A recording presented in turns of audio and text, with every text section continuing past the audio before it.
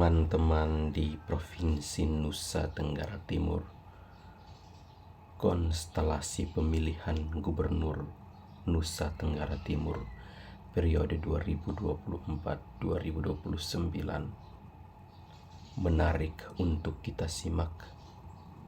Namun ada satu catatan penting, bahwa untuk masyarakat Nusa Tenggara Timur, kita perlu wajib kritis menimbang siapa gerangan di antara para figur yang patut untuk dipilih setelah menelaah dengan cermat kapasitas dan integritas para calon gubernur Nusa Tenggara Timur. Pertimbangan tentu saja tidak hanya karena membaca deretan biodata mereka dan juga melihat apa yang ditampilkan di media sosial, tetapi juga perlu mengenal mereka dari sepak terjang dan rekam jejak mereka. Mengapa itu penting? Sebab tindakan kita memilih calon adalah tindakan politik yang dilakukan oleh masyarakat demi kita sendiri, bukan untuk orang yang dipilih. Karena masyarakat memilih calon yang dapat menyelesaikan masalah kita sendiri, khususnya di Nusa Tenggara Timur. Oleh karena itu, Nusa Tenggara Timur membutuhkan figur yang berkualitas untuk kemudian membawa provinsi ini menjadi lebih baik ke depan. Teman-teman di Provinsi Nusa Tenggara Timur, konstelasi politik pemilihan gubernur Nusa Tenggara Timur resonansinya terdengar sampai ke akar rumput. Figur-figur yang diyakini akan ikut berkontestasi dalam konstelasi pemilihan gubernur dan wakil gubernur Nusa Tenggara Timur mulai menjadi buah bibir masyarakat. Terdapat beberapa nama bakal calon gubernur Nusa Tenggara Timur tahun 2024 yang kian menjadi perbincangan publik. Dari semua nama bakal calon gubernur Nusa Tenggara Timur tahun 2024 yang menguat, ada beberapa yang dinilai memiliki elektabilitas tinggi atau dianggap paling kuat. Bahkan beberapa daerah sudah ada yang melakukan deklarasi sebagai bentuk dukungan kepada bakal calon gubernur Nusa Tenggara Timur tahun 2024 yang akan maju di pilkada nanti. Inilah bakal calon gubernur Nusa Tenggara Timur yang dinilai paling kuat untuk ikut berkontestasi dalam konstelasi politik pemilihan gubernur Nusa Tenggara Timur. Yang pertama ada Ibu Emy Nomleni. Ibu Emy Nomleni merupakan salah satu kandidat terkuat di bursa calon pemilihan gubernur Nusa Tenggara Timur. Mengapa? Hal ini dilatar belakangi oleh beberapa faktor. Yang pertama, karir politik Ibu Emy Nomleni dibilang sempurna. Bagaimana tidak? Beliau pernah menjabat sebagai anggota DPRD Kabupaten TTS selama 2 periode, anggota DPRD Provinsi Nusa Tenggara Timur selama 3 periode, pernah mencalonkan diri sebagai calon wakil gubernur Nusa Tenggara Timur tahun 2018 bersama Bapak Marianus Sae, menjadi ketua DPR Provinsi Nusa Tenggara Timur dan perempuan pertama yang memimpin DPRD Provinsi Nusa Tenggara Timur, dan juga menjadi ketua DPD PDI Perjuangan Provinsi Nusa Tenggara Timur periode 2019-2024. Tentu pengalaman yang sudah dilewati oleh Ibu Emy Nomleni menjadikan sosok Ibu Nomleni sebagai salah satu wanita inspirator untuk masyarakat Nusa Tenggara Timur, dan sosok Ibu Emi Nomleni sangat familiar dan dikenal oleh masyarakat seantero Nusa Tenggara Timur, sehingga tidak mengherankan namanya masuk dalam pusaran calon Gubernur Nusa Tenggara Timur periode 2024-2029. Yang kedua juga masih datang dari kader PDI Perjuangan, yaitu Yohanes Franciscus Lema SIP MSI. Yohanes Franciscus Lema adalah anggota DPR RI yang duduk di Komisi 4 dari Partai PDI Perjuangan.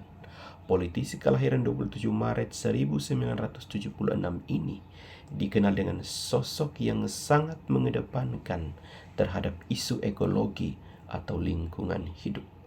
Menurutnya, kejahatan lingkungan hidup termasuk di dalam terorisme di bidang lingkungan hidup atau ekoterorisme.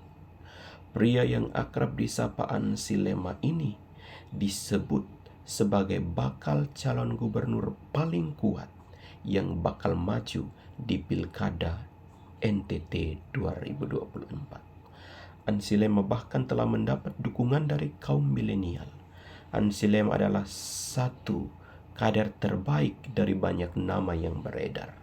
Dukungan terhadap Ansi Lema dari akar rumput terus menguat seiring krisis kepemimpinan di Provinsi Nusa Tenggara Timur dalam 5 tahun terakhir.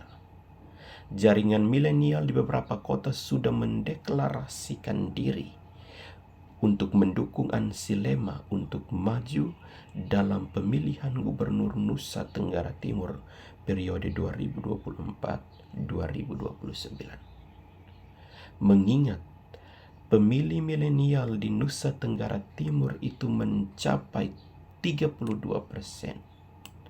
sehingga Ansi Lema adalah sosok yang tepat untuk melakukan transformasi pembangunan pasca kepemimpinan gubernur sebelumnya.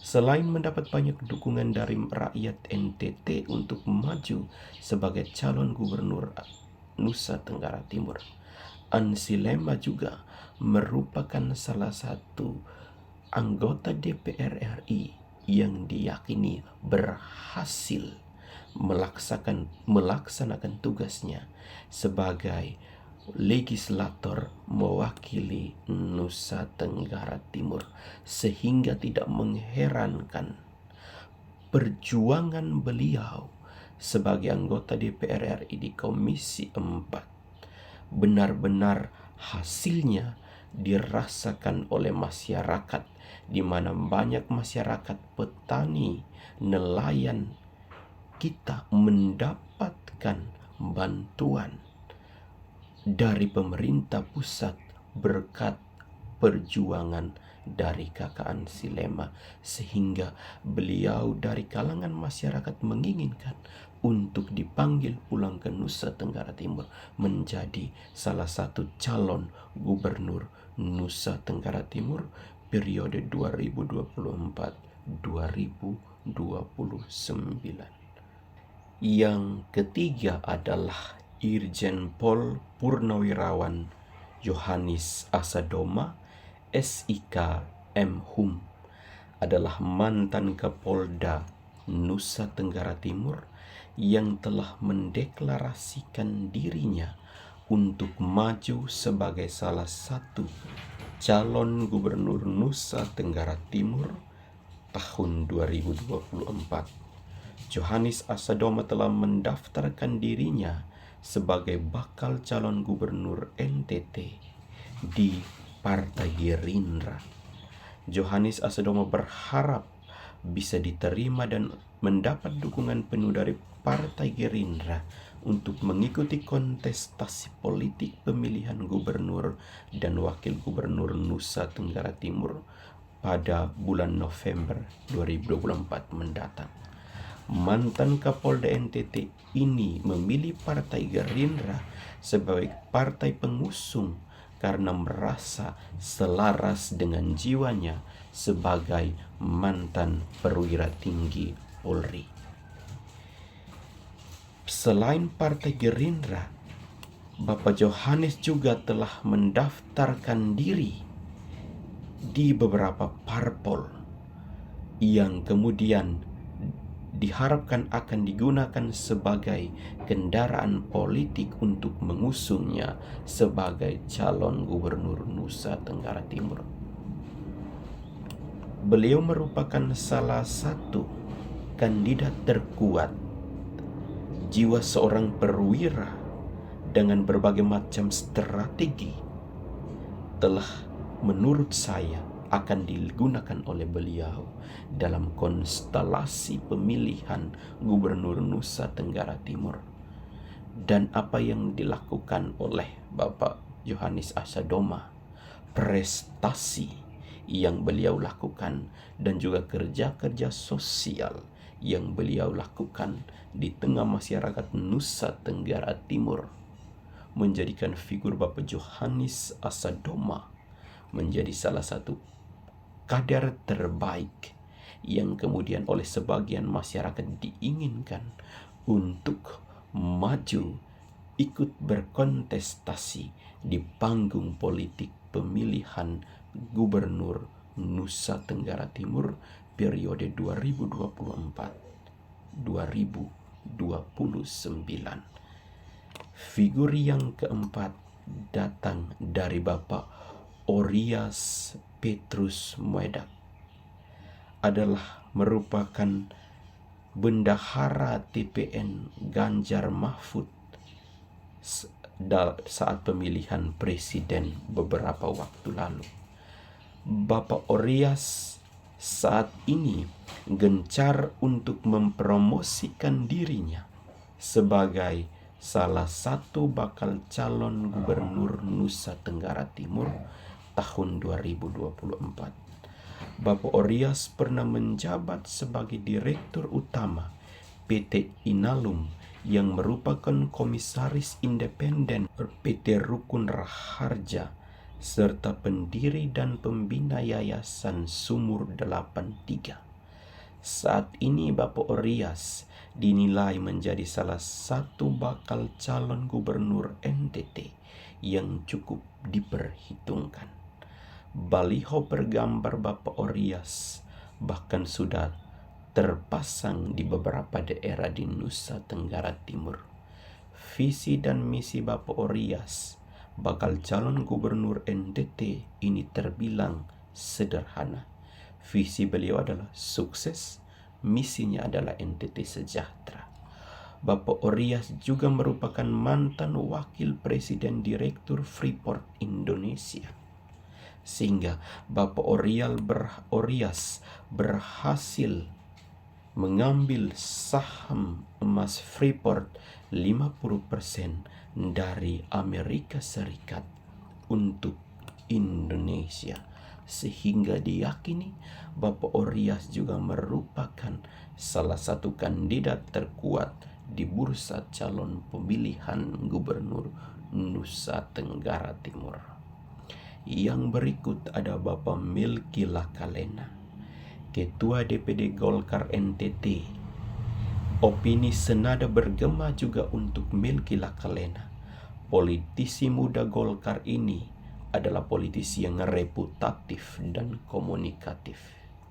Ia meroket cepat memasuki sarang inti di DPR RI hingga dirinya terpilih menjadi wakil ketua salah satu komisi di DPR RI.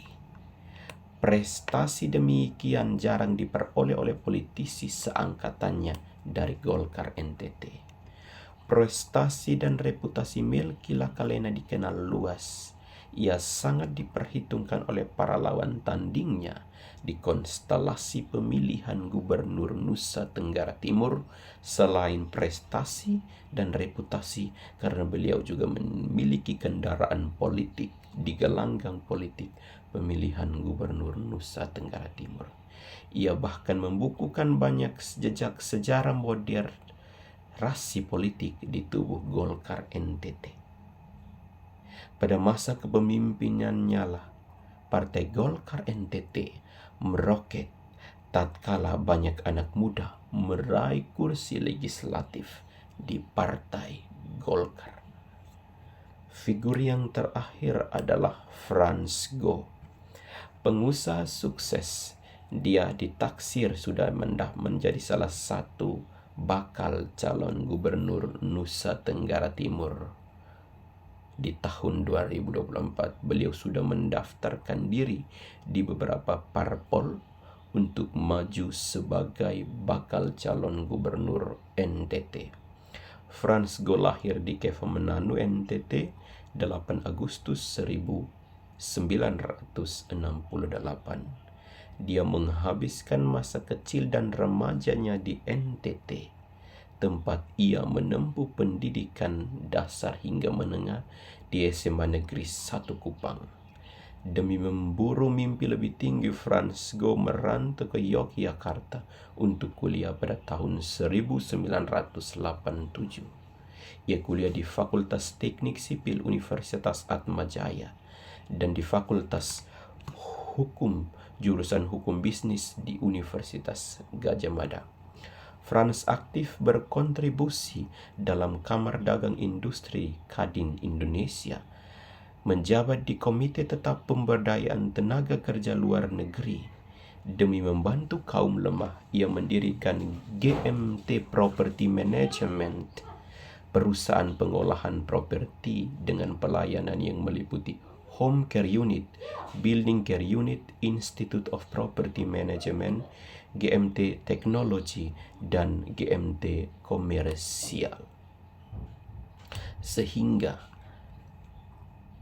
Bapak Frans Go diyakini merupakan salah satu kandidat terkuat di konstelasi pemilihan gubernur NTT, terutama dari para kaum milenial, karena beliau memiliki visi yang serupa tentang masa depan NTT yang lebih baik dan berkeadaban. Inisiatif ini tidak hanya mencerminkan kepedulian Frans terhadap tanah kelahirannya, tetapi juga komitmennya untuk menegaskan kesejahteraan dan martabat manusia, khususnya di Provinsi Nusa Tenggara Timur. Teman-teman, itu adalah beberapa figur yang diyakini memiliki elektabilitas dan juga peluang besar untuk ikut berkontestasi dalam konstelasi pemilihan gubernur Nusa Tenggara Timur periode 2024-2029. Jika kemudian teman-teman memiliki pandangan atau figur lain, teman-teman bisa berkomentar. Semua demi dan untuk Nusa Tenggara Timur lebih baik ke depan. Salam Flobamora.